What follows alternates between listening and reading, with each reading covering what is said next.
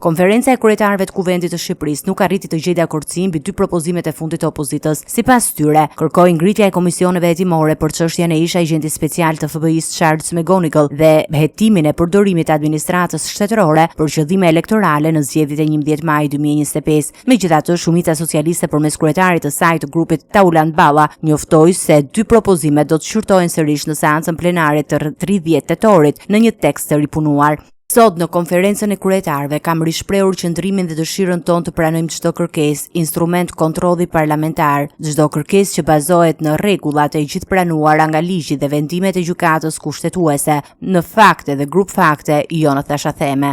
Qëndrimi i Partisë Socialiste i mbajtur nga kreu i grupit saj ishte i qartë se ata kishin një mendim ndryshe për një tekst alternativ në raport me tekstin që ka paraqitur Partia Demokratike dhe duke qenë se ja jep kushtetuta këtë drejt, ne do të mbetemi në pritje të tekstit tyre alternativ për të depozituar pranë Kuvendit për të parë ndryshimet që ata propozojnë. Kryetari i Kuvendit Niko Peleshi ka qenë i ashpër dhe ka reaguar ndaj ndërhyrjes së zëvendëskryetarit Kuvendit Agron Gjek Markaj në seancën e së njëjtës në parlament. Gjua që u përdor dje në sallën e Kuvendit ka qenë e dhumtshme dhe e turpshme. Prandaj, përtej çdo caku të pranueshëm dhe kur vjen nga opozita, edhe në kontekstin e opozitarizmit është e papranueshme. Ajo që ndodhi dje nuk mund të fshihet pas finesës suaj letrare. Kam treguar një durim të jashtëzakonshëm dhe nuk jam marr e as do të merrem me sulme personale ndaj askujt. Nëse ju vazhdoni të mbroni atë që ndodhi dje, në fakt po nxisni një klim përplasjesh dhe mosmarrveshjesh që nuk i shërben askujt, as Kuvendit, as qytetarëve, as vetë opozitës.